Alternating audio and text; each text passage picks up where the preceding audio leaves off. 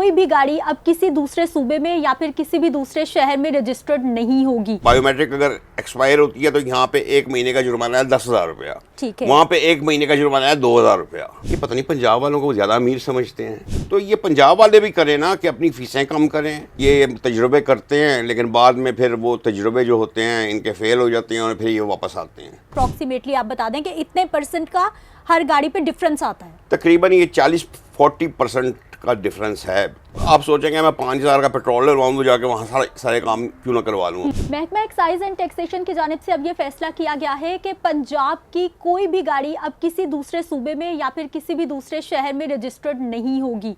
ये फैसला आखिर क्यों किया गया है? इस्लामाबाद में कितना लग्जरी टैक्स है, पंजाब वाले कितना टैक्स अदा करते हैं, और ख़ास तौर पर लाहौर शहर में और पंजाब में जो बड़ी बड़ी लग्जरी गाड़ियां हैं वो ज़्यादातर इस्लामाबाद नंबर की क्यों होती हैं? इन तमाम मामलों पे बात करने के लिए और गवर्नमेंट के इस फैसले पर हमारे जो कार इंडस्ट्री से वाबस्ता ताजिरान हैं उनका पॉइंट ऑफ व्यू लेने के लिए हम शहजादा सलीम साहब के साथ मौजूद हैं, जो कि हैं जी लाहौर कार डीलर्स फेडरेशन के प्रेसिडेंट। सर, बहुत शुक्रिया आपके वक्त का।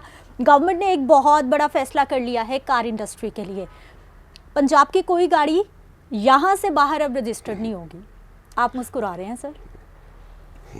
क्या पाकिस्तान पंजाब से बाहर है या इस्लामाबाद पंजाब से पाकिस्तान से बाहर है? ठीक है ना, ये तो मतलब पाकिस्तान, इस्लामाबाद भी पाकिस्तान का हिस्सा है और पंजाब और पाकिस्तान ये तफरीक पता नहीं क्यों पैदा करना चाह रहे हैं। ये अपने आप को क्यों नहीं ठीक करते?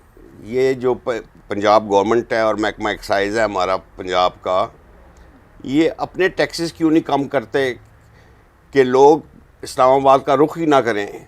देखें, ना सूबा सिंध में लग्जरी टैक्स है, ना KPK में है, ना बलूचिस्तान में है, वाहिद पंजाब है जहाँ पे हर गाड़ी के ऊपर लग्जरी टैक्स लगाया हुआ है इन्होंने। ये पता नहीं पंजाब वालों को ज़्यादा अमीर समझते हैं। लोग एक गाड़ी प्राडो मिसाल के तौर पे ले लें आप, वो अगर रजिस्टर्ड उस पर यहाँ पे उस पर लाख रुपया ख़र्चा आता है उसके रजिस्ट्रेशन पे, तो अगर वो ही गाड़ी आप इस्लामाबाद रजिस्टर्ड करवाएं वहाँ पर 55 से 60 हज़ार में हो जाती है। ठीक, यानी कि 40-45% वहाँ टैक्स कम अदा करना पड़ता है, उनकी फ़ीसें कम हैं। ठीक, तो ये पंजाब वाले भी करें ना कि अपनी फ़ीसें कम करें। ये जो नाजायज़ टैक्स इन्होंने लग्जरी टैक्स के नाम से 5 लाख रुपया हर बड़ी 2000 सीसी से बड़ी गाड़ी के ऊपर उन्होंने रखा हुआ है, उसको ख़त्म करें। इस्लामाबाद वाले क्यों नहीं ले रहे, सिंध वाले क्यों नहीं ले रहे, KPK वाले क्यों नहीं ले रहे? सिर्फ पंजाब, सारा जोर पंजाब की आवाम पे इन्होंने डाला हुआ है।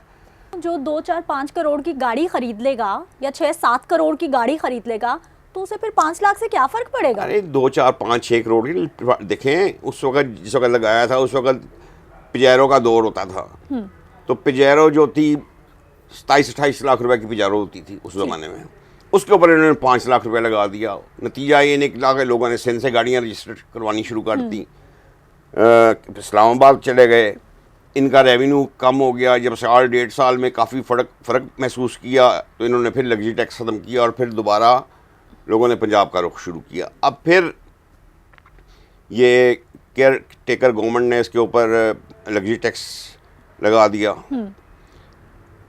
फिर उसकी इन्होंने भी उसको नहीं हटाया जब ये नई गवर्नमेंट बनी शहबाज शरीफ साहब की।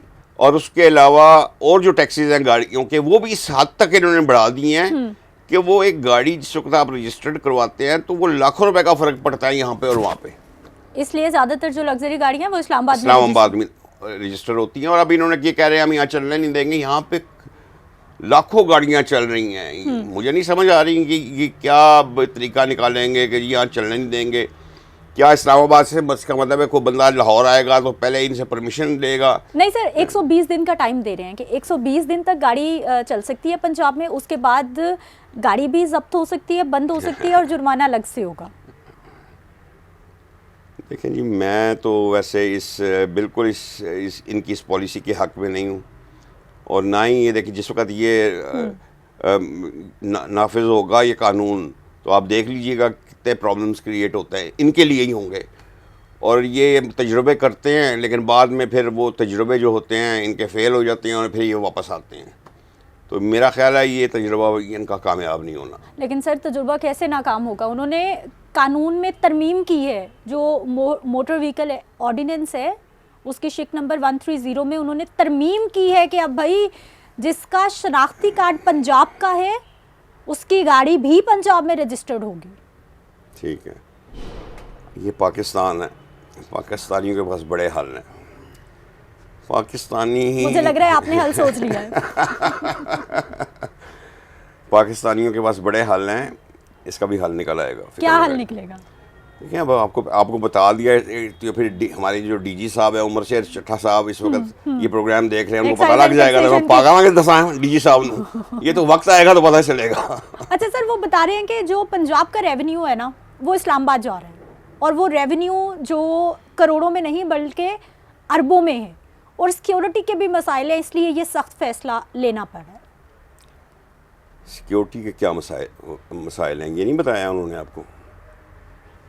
ये सिर्फ बातें हैं, इनको रेवेन्यू इनका कम हो गया हुआ है इनकी गलत पॉलिसियों की वजह से। ठीक है, अब ये बहाने बस, अब उनको ज़ाहिर है हुकूमत ने पूछा होगा, सीएम साहिबा ने क्लास ली होगी एक्साइज वालों की कि जनाब ये पैसे क्यों आप इकट्ठे, एक्साइज महकमा एक्साइज पहले जनरेट करता था फंड्स, अब ये क्या दे रहा है? तो इन्होंने बहाना ढूंढ लिया कि जी इसकी वजह ये है कि हमें व्हीकल्स की तरफ से जो हमारी अरबों रुपए की इनकम थी वो ख़त्म हो गई। उन्होंने पूछा कि वो कैसे? उन्होंने कहा ये ऐसे। उन्होंने कहा फिर कर दो। और बीबी ने भी नहीं सोचा कि ये आपको बेवकूफ़ बना रहे हैं, ये एक्साइज वाले बड़े चालाक हैं। मैं सीएम साहिबा आप इनकी बातों में ना आएँ, और ये बिल्कुल गलत फैसला है, इसे वापस लें आप। इस फैसले पे इम्प्लीमेंटेशन होना आपको लगता है कि मुमकिन नहीं है? मुमकिन नहीं है। ये करेंगे, पकड़ दकड़ करेंगे, नाके लगाएंगे वक्ती तौर पे। तो अपना जब ये नाके लगाते हैं ना तो सारा एक्साइज का काम ठप हो जाता है उस वक्त इनके ऑफिस का। ठीक, सारा इनकी नफरी शफरी बाहर आए होते हैं नाकों पे। तो ये हफ्ते के 7 दिन फिर नाके लगा के इस्लामाबाद नंबर की गाड़ियाँ पकड़ेंगे। ये वक्ती तौर पे तो परेशानी होगी, लेकिन कब तक? आखिर थक हार के ये भी बैठ जाएंगे आराम से। तो ये सीधा सीधा काम क्यों नहीं करते? मैं ये हैरान हूँ कि अपने टैक्सों में कमी करें ना, कि लोग जाएं ही ना। मतलब वो फैसिलिटीज लोगों को, पंजाब वालों को पंजाब में दें जो इस्लामाबाद में मिल रही हैं। अच्छा सर, पंजाब वाले कितना टैक्स अदा कर रहे हैं और इस्लामाबाद वाले कितना? अगर हम गाड़ी रजिस्टर करवाते हैं इस्लामाबाद में, वहाँ पर हमें कितना टैक्स, मतलब एक अगर अप्रॉक्सीमेटली आप बता दें कि इतने % का हर गाड़ी पे डिफरेंस आता है? तकरीबन ये 40-40% का डिफरेंस है, 35 to 40%। ठीक, और ये बड़ा 40% बड़ा डिफरेंस है। देखिए, अगर एक यहाँ पे आपको लाख रुपया लग रहा है, वहाँ पे आपका 60,000 रुपया लग रहा है, तो आप सोचेंगे मैं 5,000 का पेट्रोल लगवाऊँ तो जाके वहाँ सारे काम क्यों ना करवा लूँ अपने साथ, इस्लामाबाद की सैर भी कराऊँगा। ठीक। तो लोग इसलिए फिर उसके बाद वो अगर एक दफ़ा इस्लामाबाद का नंबर लग जाता है, फिर वो जब तक वो गाड़ी जिंदा है, जिंदा मीन के रोड पे चल रही है, उसका token tax Islamabad revenue generate करता रहेगा, पंजाब में कुछ नहीं मिलेगा। बिल्कुल ऐसा ही है। तो ये आसानियाँ पैदा करें अपनी आवाम के लिए, अपने आवाम को सहूलतें मुयस्सर करवाएं उनको, कि वो खुद दूसरे सूबों की तरफ या फेडरल की तरफ से जाके नंबर ना लगवाया करें। एक दौर होता था कि लाहौर नंबर की गाड़ी 50-60 हज़ार 70 हज़ार रुपया महंगी बिका करती थी। लाहौर नंबर की गाड़ी पंजाब, मतलब पंजाब नंबर की। तो आज ये दौर आ गया कि 50-60 70 हज़ार रुपया गाड़ी महंगी बिकती है इस्लामाबाद नंबर वाली। लोग इसलिए भी प्रेफर करते हैं इस्लामाबाद के नंबर पे कि मतलब वहाँ टोकन टैक्स भी कम है। ठीक। और फेडरल का नंबर भी फेडरल का है। और सबसे बड़ी बात, फिर उन्होंने वो एक बायोमेट्रिक सिस्टम उन्होंने इस तरह का शुरू किया हुआ है, जो हमने तो बड़ी मुश्किल से ये केयर टेकर गवर्नमेंट से, मोहसिन नकवी साहब से ये बायोमेट्रिक ओपन करवाई थी। वरना पहले तो पंजाब गवर्नमेंट, ये एक्साइज वालों ने, पंजाब एक्साइज ने इतना डिफ़िकल्ट बनाया हुआ था इस बायोमेट्रिक के अमल को कि 100% गाड़ियाँ इस्लामाबाद जाती थी रजिस्ट्रेशन के लिए। ठीक। अब ये फिर हमने बड़ी अपना मीटिंग्स करने के बाद उनको एग्री किया। एसएम तनवीर साहब के हम शुक्रगुजार हैं कि वो जो मिनिस्टर थे हमारे, उन्होंने फिर हमारे साथ मिलकर मीटिंग ये करवाने के बाद हमारा ये काम मोहसिन नकवी साहब से करवा के दिया ठीक। कि बायोमेट्रिक 3 माह के लिए हमें ओपन मिलनी शुरू हो गई। और इस्लामाबाद में इसी तरह ही है। और अगर एक्सपायर हो जाती है यहाँ पे बायोमेट्रिक, अगर एक्सपायर होती है तो यहाँ पे 1 महीने का जुर्माना है 10,000 रुपया, ठीक है। वहाँ पे 1 महीने का जुर्माना है 2,000 रुपया। तो अब क्यों नहीं जाएंगे लोग? देखे ना, 10,000 और 2,000 में फ़र्क है कि नहीं? सारे पैसे तो हम विफाक को देते जा रहे हैं, तो फिर पंजाब ने तो खुद ही सख्त फैसले करने हैं सर।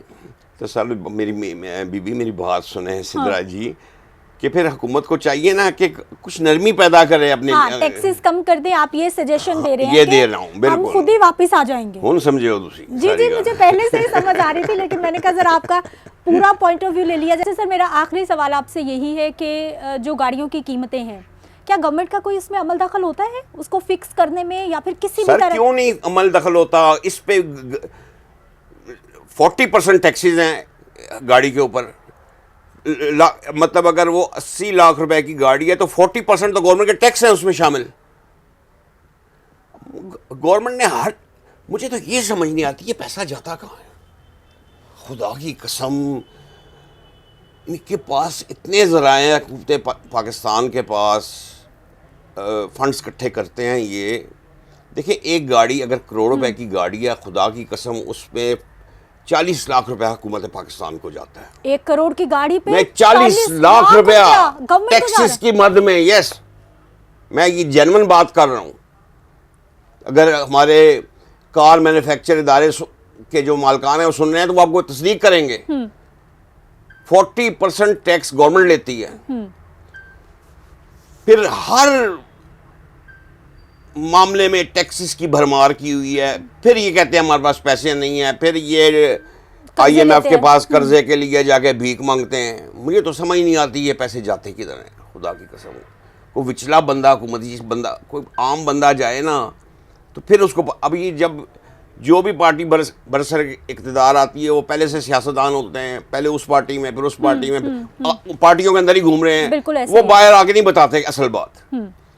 वरना जितने वसाइल अल्लाह पाक ने पाकिस्तान को अदा दिए हुए हैं, नवाजे हुए हैं, इतने वसाइल और इतना फंड जितना जनरेट होता है, मैं हैरान हूँ। इनके पास तो सरप्लस पैसा होना चाहिए और ये हर वक्त रोते रहते हैं, पता नहीं पैसे क्या करते हैं, समझ नहीं आती। बहुत शुक्रिया सर आपके वक्त का। और ये शहजादा सलीम साहब से जो बात करना है, इनका पॉइंट ऑफ व्यू तकरीबन पूरी कार कम्युनिटी, इस इंडस्ट्री से ताल्लुक़ रखने वाले लोगों का पॉइंट ऑफ व्यू है। गवर्नमेंट ने सख्त फैसला कर तो लिया है, अब उस पर इम्प्लीमेंटेशन होने, उस पर अमल दरामद होने, हुक्म सादिर होने के बाद पता चलेगा कि मामला क्या बनते हैं। मुझे इजाज़त दीजिए, फिर मिलते हैं। अल्लाह ने निगहबान।